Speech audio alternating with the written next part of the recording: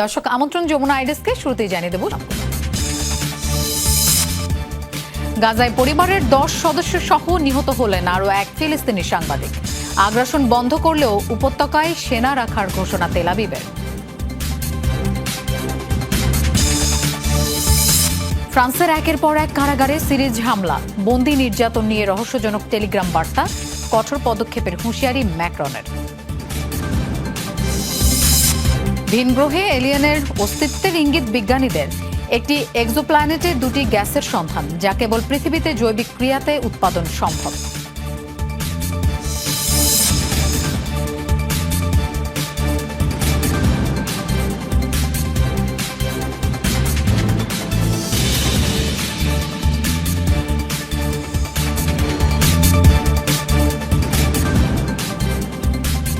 দর্শক এতক্ষণ শিরোনাম দেখছিলেন, আপনাদের সঙ্গে থাকছি আমি মৌসুমী আহমেদ লোপা। যাচ্ছি পুরো খবরে। গাজায় ইসরায়েলি হামলায় প্রাণ হারালেন আরও এক সাংবাদিক। ফাতিমা হাসুনেস সহ মৃত্যু হয়েছে একই পরিবারের 10 সদস্যের।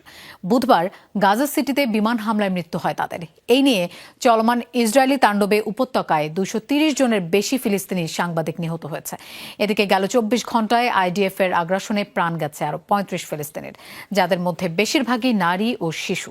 উপত্যকায় বাড়িঘর বলতে তেমন কিছু অবশিষ্ট নেই, তাই শরণার্থীদের তাঁবু লক্ষ্য করেই চলছে হামলা।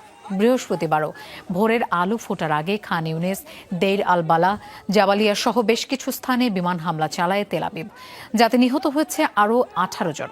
গাজায় 1.5 বছর ধরে চলা ইসরায়েলি হত্যাযজ্ঞে এ যাবৎ মৃত্যুর মুখ দেখেছে 51,000 ফিলিস্তিনি। যুদ্ধ থামলেও গাজায় মোতায়েন থাকবে ইসরায়েলি সেনা, এমন মন্তব্য করেছেন ইসরায়েলি প্রতিরক্ষামন্ত্রী ইসরায়েল কাটস। বুধবার এক বিবৃতিতে এই মন্তব্য করেন তিনি। গাজায় তেল আবিবের তৈরি তথাকথিত নিরাপত্তা জোনে বহাল থাকবে আইডিএফ সেনারা, যা কাজ করবে বাফার জোনের মতো। দাবি, ইসরায়েলিদের সুরক্ষার জন্যই নেওয়া হয়েছে এমন সিদ্ধান্ত।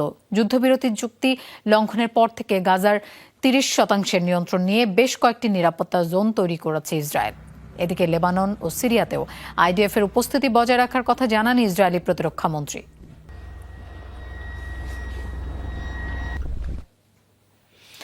হামাসের প্রতি কৃতজ্ঞতা জানালেন রুশ প্রেসিডেন্ট ভ্লাদিমির পুতিন। প্রশংসা করলেন ফিলিস্তিনি সংগঠনটির নেতৃত্বের। বুধবার ক্রেমলিনে হামাসের কাছে জিম্মি দশা থেকে মুক্তি পাওয়া 3 রুশ নাগরিকের সাথে সাক্ষাৎ করেন পুতিন। সেখানেই এসব কথা বলেন রুশ প্রেসিডেন্ট। জানান ফিলিস্তিনের জনগণ আর কর্তৃপক্ষের সাথে মস্কোর দীর্ঘদিনের সুসম্পর্কের কথা। তবে গাজায় চলমান ইসরায়েলি আগ্রাসন প্রসঙ্গে কোনো মন্তব্য করেননি তিনি। 2023 সালে ইসরায়েলে হামাসের নজিরবিহীন অভিযানের সময় সীমান্তবর্তী এলাকা থেকে বন্দী হন রুশ নাগরিক আলেকজান্ডার ক্রভানোভ, তার মা এলেনা ক্রভানোভ ও বাগদত্তা সাপির কোহেন। 2023 নভেম্বরে প্রথম দফা যুদ্ধবিরতির জেরে মুক্ত হন এলেনা ও সাপির। চলতি বছর ফেব্রুয়ারিতে ছাড়া পান আলেকজান্ডার।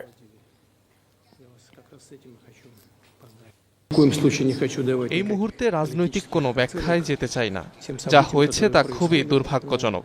তবে আপনারা যে আজ মুক্ত, তার পেছনে রয়েছে ফিলিস্তিনি জনগণ, প্রতিনিধি ও বিভিন্ন সংগঠনের সাথে রাশিয়ার দীর্ঘদিনের স্থিতিশীল সম্পর্ক। এবং আমি মনে করি হামাসের রাজনৈতিক নেতৃত্বের প্রতি আমাদের কৃতজ্ঞতা জানানো উচিত, কারণ তারা আমাদের সাথে যোগাযোগ রেখেছে এবং মানবিকতা দেখিয়েছে। ইসরায়েল বিদ্বেষী মন্তব্য করায় মুসলিম নারীদের একটি দাতব্য সংস্থায় অনুদান বন্ধ করল প্রিন্স হ্যারির দ্য আর্কওয়েল ফাউন্ডেশন। উইসকনসিন ভিত্তিক সেই দাতব্য সংস্থার নাম মিলওয়াকি মুসলিমস ওমেন কোয়ালিশন, যার নেতৃত্ব দিচ্ছেন ফিলিস্তিন মার্কিন নাগরিক জানান নাজিব। সামাজিক মাধ্যমে বিভিন্ন সময়ে তিনি ফিলিস্তিনের প্রতি সংহতি জানিয়েছেন। ইসরায়েলকে বর্ণবাদী জাতি আখ্যা দিয়ে দাবি জানিয়েছেন গাজায় গণহত্যা বন্ধ করে পুরোপুরি যুদ্ধবিরতি কার্যকরের। জানান, নাজিবের এমন ইসরায়েল বিদ্বেষী মনোভাব আর্কওয়েল ফাউন্ডেশনের ভাবমূর্তিকে নষ্ট করে বলেই মিলওয়াকি মুসলিমস ওমেন কোয়ালিশনকে আর সহায়তা প্রদান করা হবে না বলে জানানো হয়। ফাউন্ডেশনের ট্যাক্স রিটার্ন অনুযায়ী 2023 সালে দাতব্য সংস্থাটিকে $27,960 অনুদান দিয়েছিলেন ডিউক ও ডাচেস অব সাসেক্স। মহাকাশ অভিযান নিয়ে রাশিয়া ও চীনের বিশাল পরিকল্পনা রয়েছে বলে জানিয়েছেন রুশ প্রেসিডেন্ট ভ্লাদিমির পুতিন। চাঁদ ও মঙ্গলে অভিযান চালানোর লক্ষ্যে মস্কো গভীর মহাকাশ অনুসন্ধান চালিয়ে যাচ্ছে বলেও জানান তিনি। মহাকাশ অভিযান নিয়ে চীনের সাথে আমাদের রয়েছে সুবিশাল ও উচ্চাকাঙ্ক্ষী পরিকল্পনা। ভারত, দক্ষিণ আফ্রিকা ও ব্রাজিল সহ ব্রিক্সভুক্ত দেশগুলোর সঙ্গেও আমাদের সহযোগিতামূলক কার্যক্রম চলমান, ভবিষ্যতেও তা অব্যাহত থাকবে। ইউক্রেনের দোনেৎস্কের আরও একটি গ্রাম দখলে নিয়েছে রাশিয়া। বুধবার নিয়মিত বিবৃতিতে এমন দাবি করে রুশ প্রতিরক্ষা মন্ত্রণালয়। মস্কো জানিয়েছে পূর্বাঞ্চলীয় রাজ্যটির কালিনোভো এলাকার নিয়ন্ত্রণ নিয়েছে তারা। এছাড়া ইউক্রেনের বিমান ঘাঁটি, গোলাবারুদ ও সাজোয়া যান মেরামত কারখানা টার্গেট করে চালিয়েছে বিমান হামলা। বুধবার স্থানীয় সময় সন্ধ্যায় দক্ষিণ পূর্বাঞ্চলীয় নিপ্রো শহরে রুশ বাহিনীর ড্রোন হামলায় 2 নারী ও 1 শিশু সহ নিহত হয়েছে 3 জন, আহত অন্তত 30 জন। আহতদের মধ্যে 5 শিশু রয়েছে, যাদের একজনের বয়স 9 মাস। পৌর কার্যালয়ের খুব কাছাকাছি এই হামলা। 24 ঘন্টায় ইউক্রেনের ছোড়া 223টি ড্রোন ভূপাতিতের দাবিও করে। একই দিন ইউক্রেনের প্রতিরক্ষা বিভাগ জানিয়েছে 111টি স্থানে ভয়াবহ যুদ্ধের কথা। বিভিন্ন স্থানে রুশ সেনারা পিছু হটেছে বলেও দাবি করে। ফ্রান্সের কারাগারে সিরিজ হামলার ঘটনায় চলছে তোলপাড়। তদন্তের সূত্র হিসেবে ব্যবহৃত একটি টেলিগ্রাম গ্রুপের বার্তা ছড়িয়ে পড়েছে সোশ্যাল মিডিয়ায়, যেখানে কারাবন্দীদের উপর নির্যাতনের নানা তথ্য শেয়ার করা হয়, যার প্রতিবাদে সহিংসতার ডাকও দেওয়া হয়। যদিও ফরাসি সরকারের দাবি তাদের কঠোর মাদক বিরোধী অভিযানের প্রতিক্রিয়ায় এই হামলা। হামলাকারীদের শনাক্ত করে কঠোর সাজার হুঁশিয়ারি দিয়েছেন প্রেসিডেন্ট ইমানুয়েল ম্যাক্রন। কঠোর নিরাপত্তা ব্যবস্থা ভেদ করে একযোগে ফ্রান্সের একের পর এক কারাগারে হামলা, স্বয়ংক্রিয় অস্ত্র নিয়ে অজ্ঞাতদের অভিযান। ভেতরে প্রবেশ করতে না পারলেও পার্কিংয়ের বহু গাড়ি পুড়িয়ে দিয়েছে দুর্বৃত্তরা। কেউ হতাহত না হলেও এ ঘটনায় তোলপাড় চলছে ফ্রান্স জুড়ে। এখনও আটক হয়নি কেউ। তদন্তের স্বার্থে চিহ্নিত করা হয়েছে একটি টেলিগ্রাম গ্রুপকে। ঘটনার 3 দিন আগে খোলা হয় ফ্রেঞ্চ প্রিজনার রাইটস নামের আলোচিত গ্রুপটি। বর্তমানে যেখানে রয়েছে 1000-এর বেশি সদস্য। টেলিগ্রাম গ্রুপে ফ্রান্সের কারাগারে কয়েদিদের ওপর নিপীড়নের বিভিন্ন খবর শেয়ার করা হয়। বলা হয়, টিভি দেখা বা ব্যায়াম করার সুযোগ নেই জেলে। ফোন কলের জন্যও গুনতে হয় অস্বাভাবিক চার্জ। এছাড়া ধর্ষণ সহ নানা ধরনের শারীরিক ও মানসিক নির্যাতন চালায় কর্মীরা। দাবি করা হয়, কারাগারে কয়েদিদের আত্মহত্যার ঘটনাও হয়েছে অনেক। কারাবন্দীদের মানবাধিকার রক্ষার দাবি তুলে সরকারের বিরুদ্ধে উস্কানিমূলক কথা বলা হয় গ্রুপটিতে। ফ্রান্সের বিচার বিষয়ক মন্ত্রী জেরাল্ড দাখমানিনের প্রতি ক্ষোভ ঝাড়েন অনেকে। মূলত দেশটিতে মাদক পাচার বন্ধে জেরাল্ডের নেতৃত্বেই শুরু হয়েছে বড় ধরনের অভিযান। দেশে কঠোর নিরাপত্তা বেষ্টিত 3000 কারাগার তৈরি এবং সেগুলোয় শীর্ষ মাদক কারবারিদের পাঠানোর পরিকল্পনা করছেন তিনি। দায়ীদের দ্রুত শনাক্ত ও আইনের আওতায় আনতে কাজ চলছে বলে জানিয়েছেন প্রেসিডেন্ট ইমানুয়েল ম্যাক্রন। অপরাধীদের কঠোর সাজার হুঁশিয়ারিও দিয়েছেন। ডরথি তাস্ট্রিন, যমুনা নিউজ। তবে কি সত্যিই আছে এলিয়েন? ভিন গ্রহে বিস্ময়কর প্রাণীদের অস্তিত্ব আছে, এমন জোরালো ইঙ্গিত দিয়েছেন বিজ্ঞানীরা। জানিয়েছেন পৃথিবী থেকে 124 আলোকবর্ষ দূরের একটি এক্সোপ্ল্যানেট অর্থাৎ বহিগ্রহের সন্ধান মিলেছে এমন কিছু উপাদানে, যাতে প্রাণের অস্তিত্ব থাকার ইঙ্গিত পাওয়া যায়। সেখানে পাওয়া 2টি গ্যাসের উপস্থিতি কেবল পৃথিবীতেই পাওয়া সম্ভব। বৈজ্ঞানিক কল্পকাহিনী নির্ভর বিভিন্ন সিনেমা ও বইয়ের অন্যতম আকর্ষণ এলিয়েন। ভিনগ্রহের এই প্রাণীগুলো আসলেই কোথাও লুকিয়ে আছে কিনা তা নিয়ে শেষ নেই গবেষণারও, যেগুলোর চাঞ্চল্যকর নানা তথ্যে ভরপুর বৈজ্ঞানিক সাময়িকীগুলো। সৌরজগতের বাইরে সম্ভাব্য প্রাণের অস্তিত্ব নিয়ে বিজ্ঞানীদের নতুন তথ্যে আবারও জোরালো হয়েছে এলিয়েনের অস্তিত্ব নিয়ে তর্ক বিতর্ক। বিজ্ঞানীরা বলছেন, জেমস ওয়েব স্পেস টেলিস্কোপ নামক শক্তিশালী টেলিস্কোপ দিয়ে ভিনগ্রহের বায়ুমণ্ডলের সন্ধান মিলেছে কিছু গ্যাসের কেমিক্যাল ফিঙ্গারপ্রিন্টস। আশ্চর্যের বিষয় হলো, এই গ্যাসগুলো কেবল পৃথিবীতেই জৈবিক ক্রিয়াতে উৎপন্ন সম্ভব। আমরা একটি এক্সোপ্ল্যানেটের সম্ভাব্য জৈবিক ক্রিয়াকলাপের সন্ধান পেয়েছি।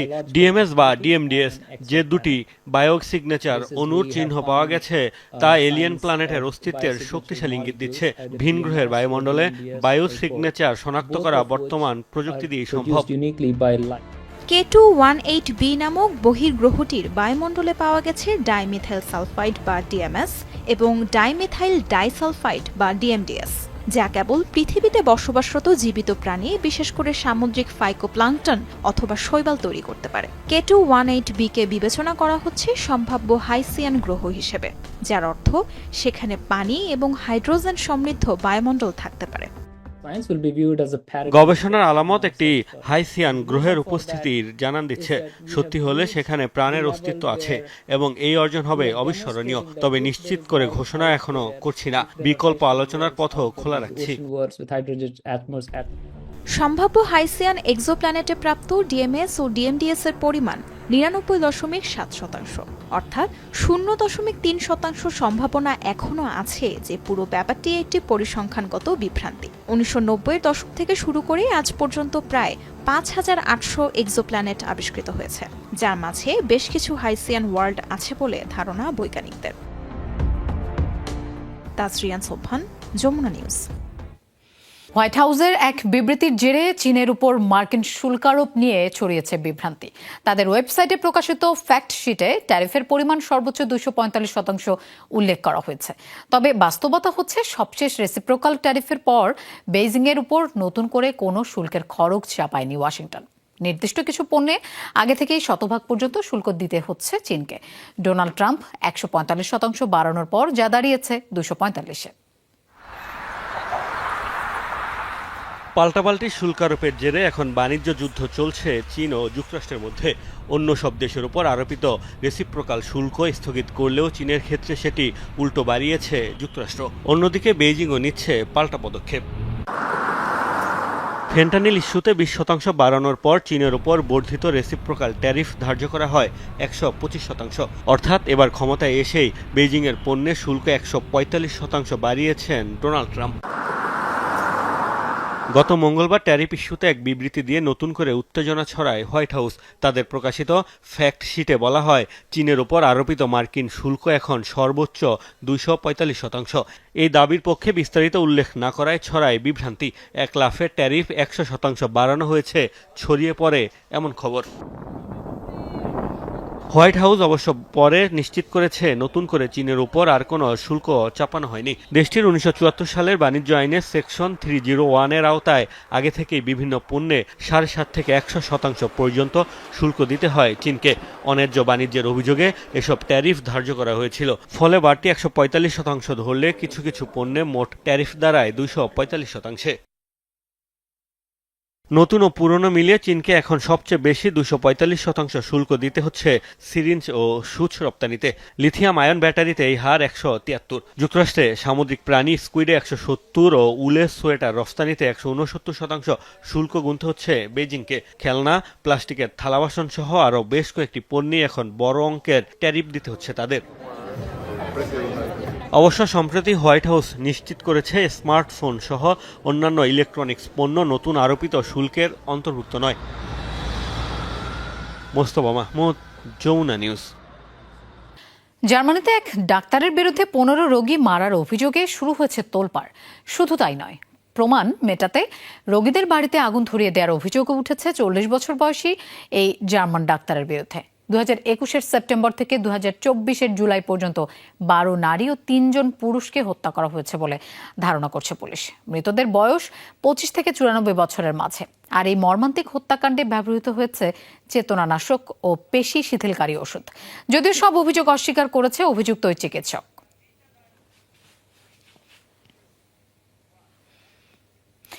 অর্থ পাচারের অভিযোগে পেরুর সাবেক প্রেসিডেন্ট ওলান্টা হুমালা ও তার স্ত্রী নাদিন হেরোদিয়াকে 15 বছরের কারাদণ্ড দিয়েছে দেশটির আদালত। মঙ্গলবার রায় ঘোষণার সময় আদালতে উপস্থিত ছিলেন হুমালা। সেখান থেকে সরাসরি তাকে কারাগারে পাঠানো হয়। অন্যদিকে রায় শোনার পরই ছেলেকে নিয়ে ব্রাজিলে পালিয়ে যান সাবেক ফার্স্ট লেডি নাদিন। সেখানে নেন রাজনৈতিক আশ্রয়। তাদের বিরুদ্ধে অভিযোগ, 2011 সালের নির্বাচনী প্রচারণায় লাতিন আমেরিকা জুড়ে ঘুষ কেলেঙ্কারিতে জড়িত একটি কোম্পানি থেকে প্রায় $30 লাখ অবৈধ অনুদান নিয়েছিলেন তারা। পাশাপাশি 2006 সালের নির্বাচনের সময় ভেনেজুয়েলার তৎকালীন নেতা হুগো শ্যাভেজ সরকার থেকে আরও $2 লাখ গ্রহণের অভিযোগও রয়েছে তাদের বিরুদ্ধে।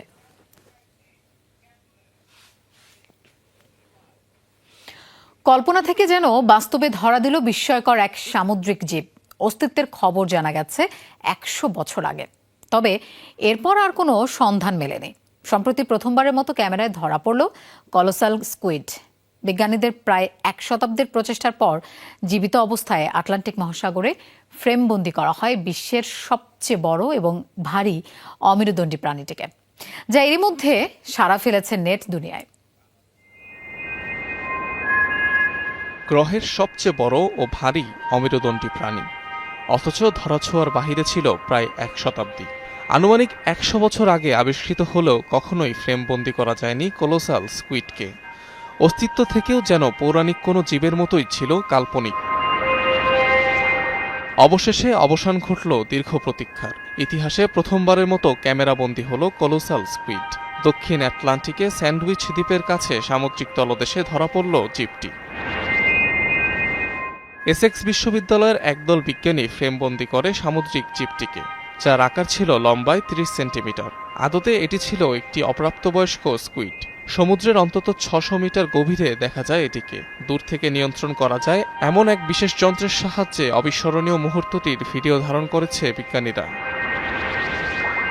এর আগে মৃত অবস্থায় কলোসাল প্রজাতির স্কুইড ধরা পড়লেও এবারই প্রথম জীবিত মানুষের কাছে ধরা দিয়েছে প্রাণীটি। বিশ্লেষকদের মতে দৈর্ঘ্যে প্রায় 23 ফুট পর্যন্ত হতে পারে কলোসাল স্কুইড। ওজনে ছাড়িয়ে যেতে পারে 500 কেজি। রয়েছে 8টি কোর্সিকা, যেগুলো 360 ডিগ্রি পর্যন্ত ঘুরতে পারে। সাধারণত 2 থেকে 12 বছর পর্যন্ত বাঁচতে পারে মলাস্ক পর্বভুক্ত প্রাণীগুলো। স্কুইড প্রজাতির মধ্যে এই জাতকেই সবচেয়ে বড় হিসেবে বিবেচনা করা হয়ে থাকে।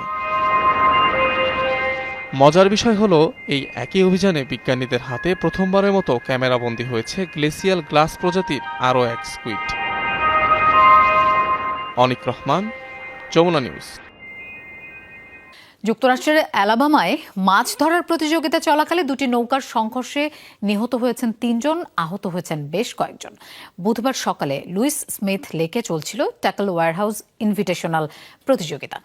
এ সময় সংঘর্ষ হয় 2টি নৌকার মাঝে। এতে একটি নৌকায় থাকা 2 জন পানিতে পড়ে যান।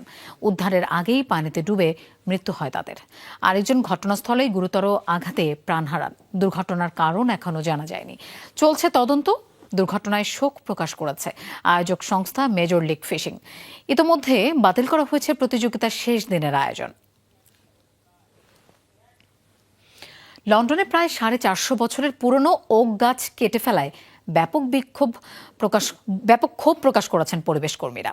উত্তর লন্ডনের একটি স্বনামধন্য পাব চেইন স্বাস্থ্য নিরাপত্তাজনিত কারণ দেখিয়ে গাছটি কাটার উদ্যোগ নেয়।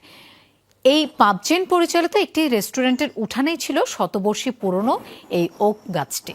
গাছ কাটার এই ঘটনাকে গুরুতর অপরাধ বলে উল্লেখ করেছে এনফিল্ডের স্থানীয় কাউন্সিল। পুলিশের কাছে দায়ের করা হয়েছে অভিযোগও।